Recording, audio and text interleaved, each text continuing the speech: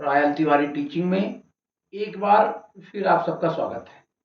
आज देखेंगे function of management, प्रबंध के कार्य। तो प्रबंध क्या है? प्रबंध व्यक्तियों के कार्य लेने की एक कला है। प्रबंध का उद्देश्य व्यवसाय में कार्यरत व्यक्तियों को इस प्रकार कार्य लेने से है कि न्यूनतम लागत पर अधिकतम व श्रेष्ठतम उत्पादन हो सके तथा व्यवसाय के लक्ष्यों को प्राप्त किया जा सके। प्रबंध की प्रक्रिया में कुछ कार्य भी होते हैं जो प्रबंधक को संपन्न करने पड़ते हैं। विभिन्न प्रकार के विद्वानों में मतभेद है, फिर भी प्रबंध विद्वानों की सर्वाधिक सहमत से प्रबंध के कार्यों को प्रबंध प्रक्रिया के नाम से भी जाना जाता है। इसको दो भागों में बांट दिया गया है। एक प्रबंध के प्राथमिक कार्य, जिसको प्रमुख कार्य बोलते हैं, एक प्रबंध के सहायक कार्य, गौण कार्य। तो आज देखेंगे प्रबंध के प्रमुख कार्य। सबसे पहला है नियोजन, प्लानिंग। प्लानिंग क्या है?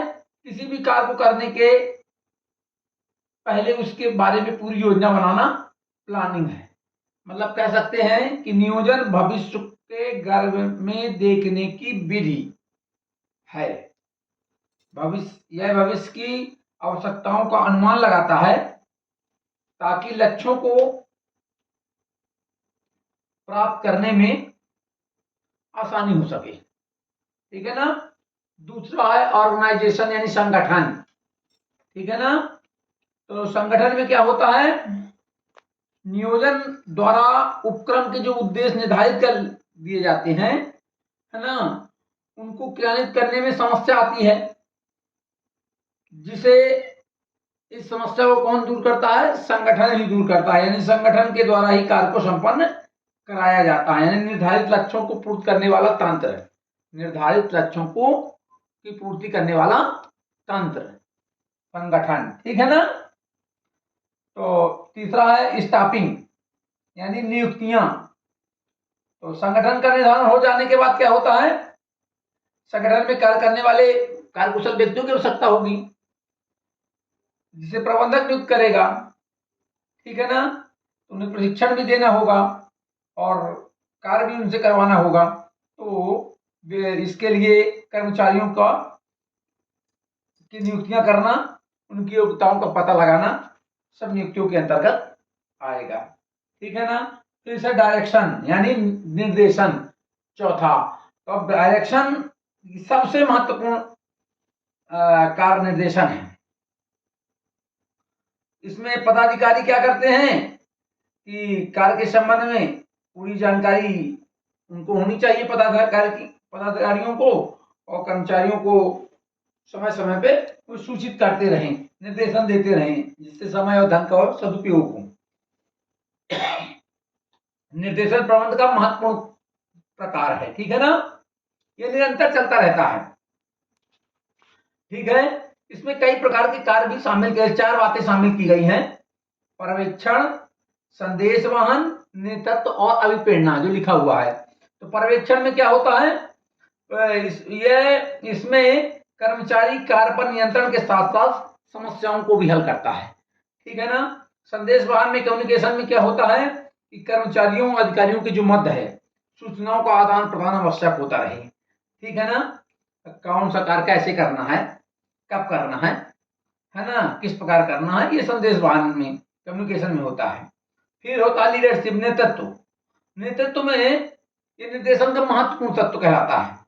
नेतृत्व के माध्यम से हम कोई भी प्रबंधक अपने अधीनस्थों को उनके कार्यों को संपन्न करने हेतु मार्गदर्शन देता है। ठीक है? अच्छा नेतृत्व होगा तो अधीनस्थों में विश्वास पैदा होगा, वो कार्य अच्छे से करेंगे। और यही निर्देशन के अंतर्गत ये एक आता है मोटिवेशन, अभिप्रेरणा। यानी कर्मचारियों को कार्य करने के लिए क्या करना? प्रोत्साहित करना, है ना?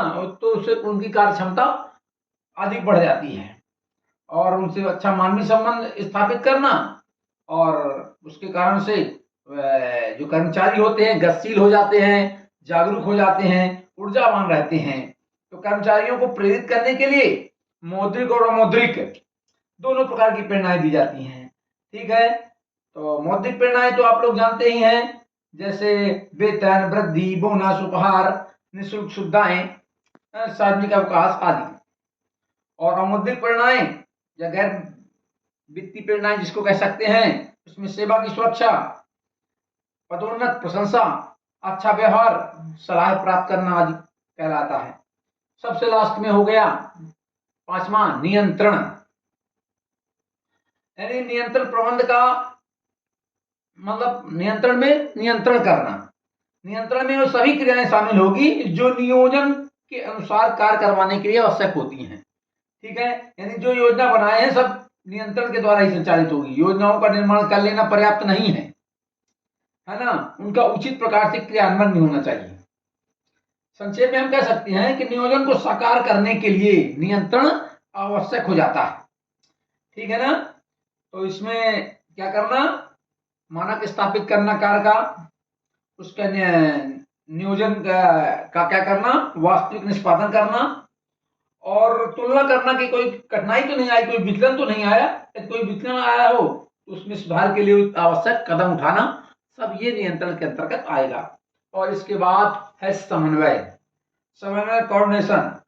समन्वय से आशय हम कह सकते हैं कि किसी भी संस्था के जो विभिन्न सदस्य होते हैं उनके मध्य कार्यों का किस प्रकार से बंटवारा किया जाए जिससे आपस में संतुलन और सहयोग बना रहे और कार्य जो भी है वो सद्भावना के साथ पूर्ण हो।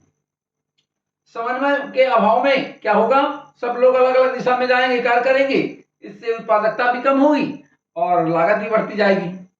तो लक्ष्यों को प्राप्त करना है तो कुशल संचालन के द्वारा ही लक्ष्यों को प्राप्त किया जा सकता है। तो ये सब समन्वय के द्वारा ही संभव है। प्रबंध का कोई ऐसा कार्य नहीं है जिसकी आधारशिला समन्वय ना हो। मतलब समन्वय के बिना श्रेष्ठतम नियोजन, नियंत्रण आदि सब व्यर्थ है। समन्वय क्या कहते हैं, सामूहिक प्रयत्नों के एकीकरण की एक श्रेष्ठ प्रक्रिया है। तो ये हो गए आपके प्रबंध के प्रमुख कार्य। आगे देखेंगे प्रबंध के गौण कार्य या सहायक कार्य। हरिओम।